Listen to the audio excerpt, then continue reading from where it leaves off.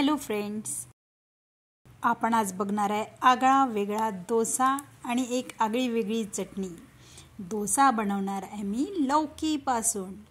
तर नॉर्मल एक मीडियम आकाराचा लौकी अर्धा कट करून घेतला आहे, किसून घेतला आहे आणि कट करून तो डायरेक्ट मिक्सरच्या भांड्यामध्ये त्याची पेस्ट बनवून घेतली आहे। आपण डोस्यासाठी जे बॅटर जनरली यूज करतो त्याच बॅटरमध्ये आपल्याला हे मिक्सचर वापरायचं आहे।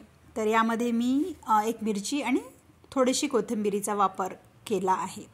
तर ही आपली लौकीची पेस्ट तयार झाली आहे आणि ही माझ्याकडे जे डोसा बॅटर ऑलरेडी घरी होतं त्यामध्ये मी हे लौकीचं बॅटर घालून अर्धा वाटी पाणी टाकून चवीनुसार मीठ टाकून बॅटर मस्त मिक्स करून घेतलेलं आहे। बॅटर छान मिक्स झाल्यावर आपण ते 5-10 मिनिटं रेस्ट करायला ठेवून देऊ। तोपर्यंत करून घेऊया चटणीची तयारी। चटणीसुद्धा आपण करणार आहे आज दोडक्याची। हो, नक्की एकदा ट्राय करा आणि कोणाला कळणारच नाही की दोडका तुम्ही अशा प्रकारे त्यांना खाऊ घातला आहे। तर कढईमध्ये तेल, उडदाची डाळ, जिरे, मोहरी, 7-8 मिरे आणि लसूण पाकळ्या, एक कांदा, कोथिंबीरीच्या काड्यांचा वापर मी इथे केला आहे। एक हिरवी मिरची तोडून तडक्यामध्ये टाकली आहे। कांदा, कोथिंबीर, 2 टोमॅटो, लसूण आणि दोडक्याचे मोठेच काप आणि चवीनुसार मीठ, जेणेकरून सगळ्या भाज्या आपल्या सॉफ्ट होतील। आपल्याला हे सगळं मिश्रण फक्त सॉफ्ट करून घ्यायचं आहे। हा आहे माझ्या गार्डनमधील कढीपत्ता।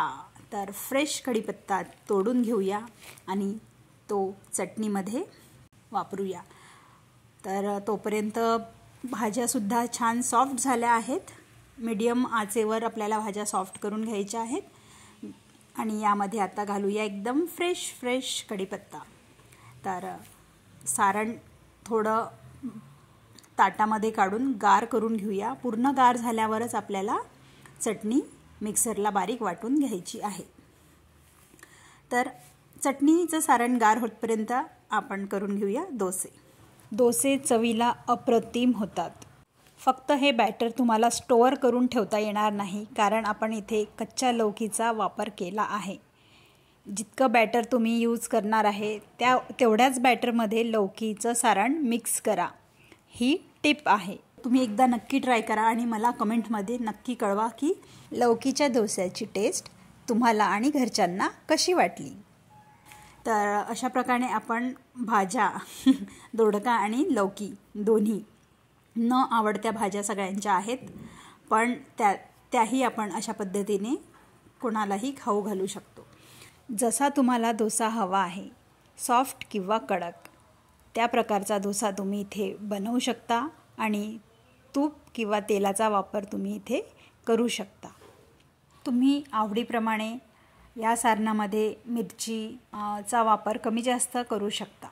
चटणीमध्ये सुद्धा मी मिरचीचा वापर खूप कमी केला आहे। मस्त क्रिस्पी डोसे असे बनवून घेतले आहेत आणि आता चटणीचं सारण गार झालेलं आहे, ते आपण मिक्सरला बारीक करून घेऊया। बघू शकता चटणी ही मस्त तयार झाली आहे। कुणीच ओळखणार नाही की यामध्ये आपण दोडक्याचा वापर केला आहे म्हणून। तर वरून तुम्ही तडकाही याला देऊ शकता, पण चटणीमध्ये मी जिरं मोहरीचा वापर केलाच आहे, त्यामुळे इथे मी वरून तडका देत नाही।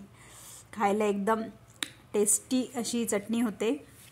तुम्ही नक्की एकदा ट्राय करा आणि माझ्या चॅनलला सबस्क्राईब केलं नसेल तर सबस्क्राईब करा।